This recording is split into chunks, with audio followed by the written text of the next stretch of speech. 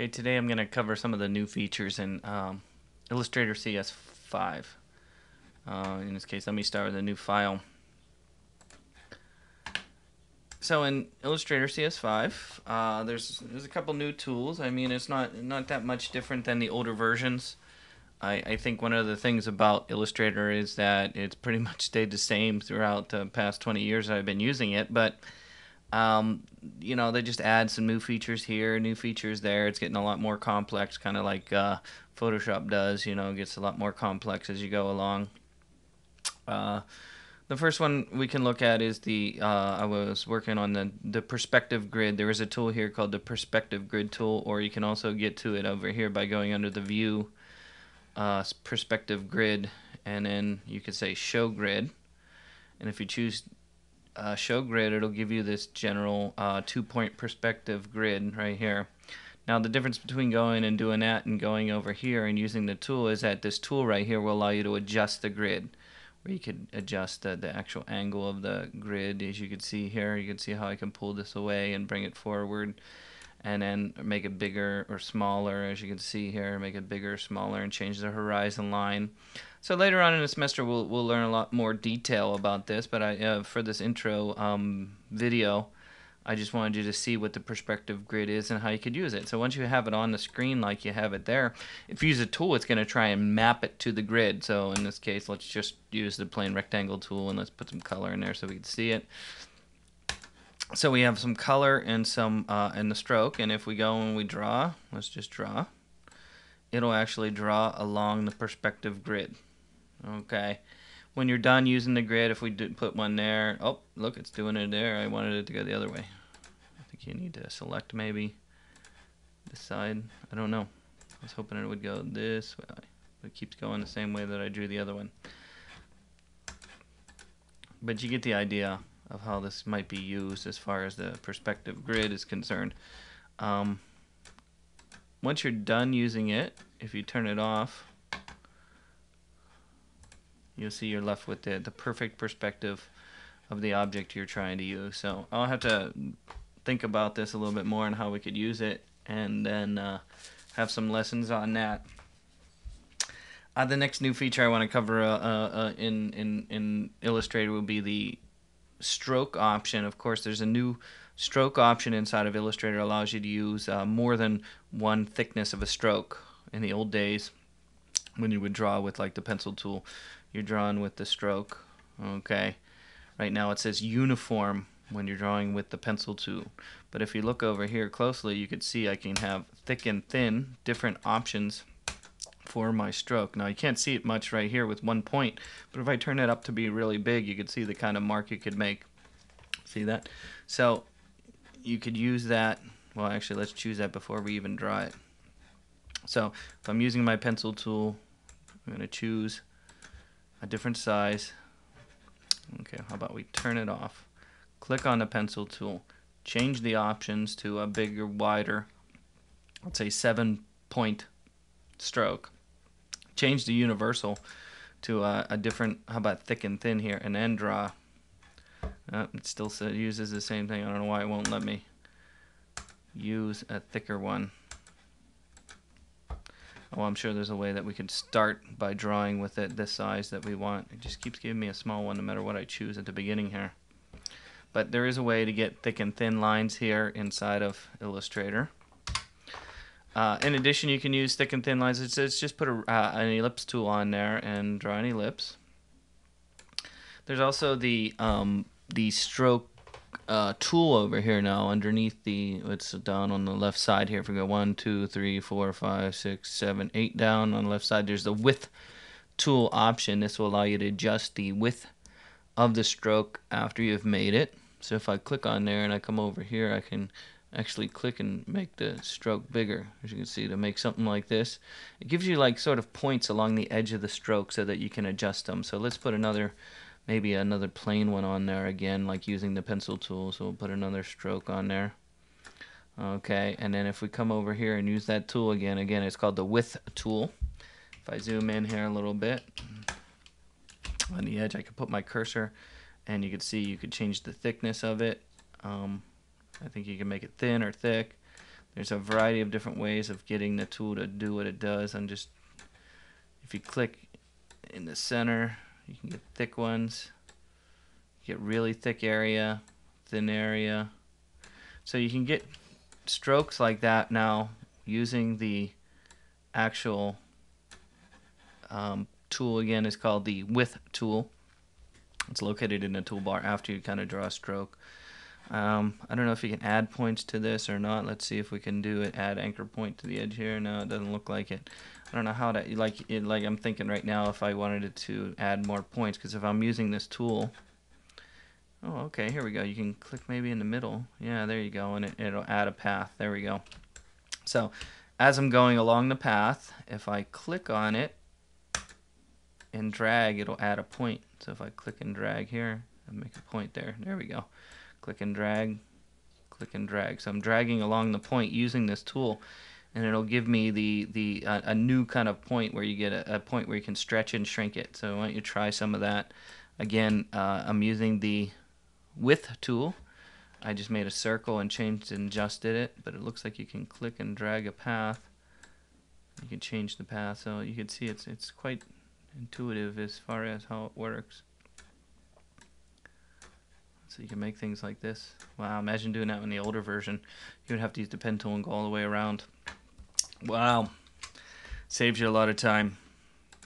Okay, that was the stroke options and the stroke width. Okay, let's talk about, now there's a new tool called the Shape Builder tool. Okay, and that's this option here. It's kind of like the Pathfinder, so you know it is the Pathfinder, but a different way of doing it. So let's give an example where we put the rectangle tool on. Okay, oop, it has pretty thick edges there. That's all right.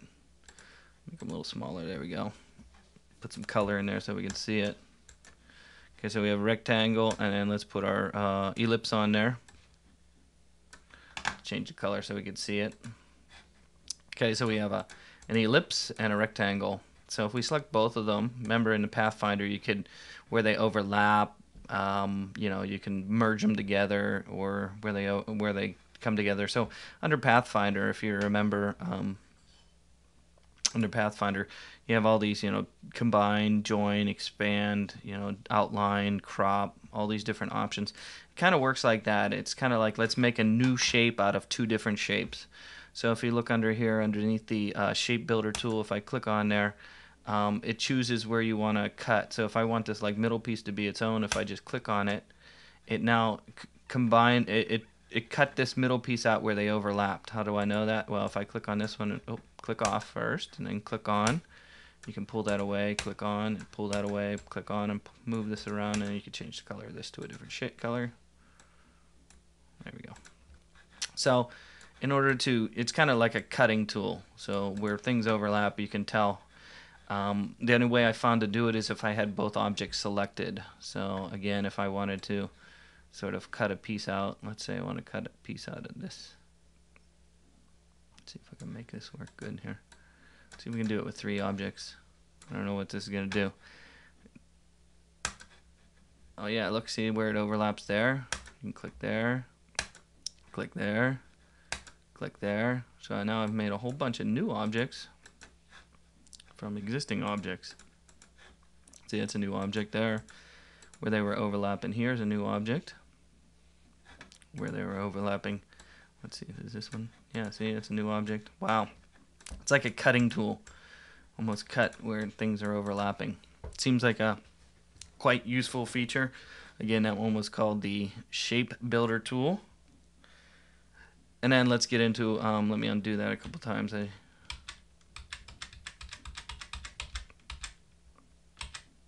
Okay, let's get into some new drawing features or painting features inside of Illustrator CS5. In this case, one of the new features is how to, they kind of stole from Flash.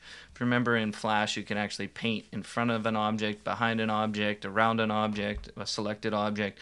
Well, they kind of have that feature now. So if you click on an object, let's say this shape right here. Let me change the color a little bit here for the background. Let's get the blue going here. Oh, well, it added blue to the stroke. Let me undo that again. Let's turn it off. Let's double click on here. Let's grab a blue, hit OK. Select the object. No, it's going to give me black anyways. Okay. Down here, when you have an object selected, you'll see you have draw normal, draw behind, draw inside. So, of course, draw normal will, if I'm using the, let's say, paintbrush tool here, and I paint, of course, it's going to go all over the entire object and outside the object. If I, let me make it a little bit bigger.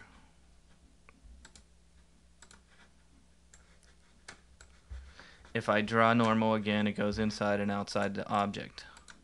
If I use the draw right here, draw behind, and I paint over top of my object, it'll paint behind it. Again, it's the same as it was when it was in front, but it's just behind it.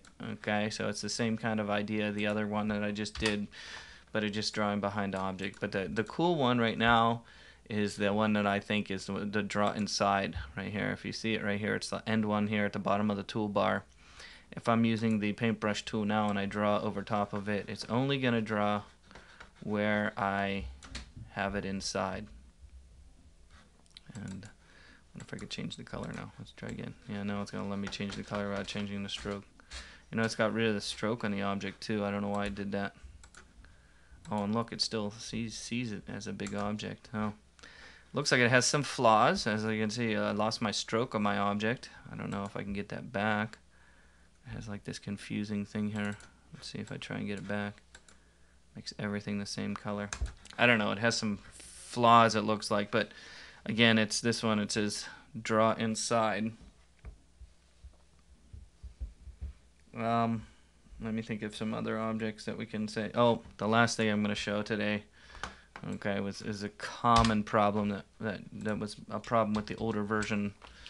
If you remember the days when you would when you were maybe copying and pasting from one object to the other. So let's just say I had two objects or one object right here, this object, and I wanted to copy and paste it to a new document. So I made this beautiful drawing and I want to add it to another object. So if I copy, Control C, or under Edit, Copy, wherever it is, Copy, and I would go to a new document and then say Edit, Paste, it'll paste it in the center of the screen all the time. Okay, but the new feature that they borrowed from Flash also is if I copy, and let's copy both objects here, well, just one. If I copy, Control C, and then go to a new object or a new window, they have a new feature now under Edit, Paste in Place. Okay, kind of like they did in Flash, and it'll paste it in the same location of the artboard that you copied from. So that's kind of new to CS5, which is going to help. At least I like that feature inside of Flash.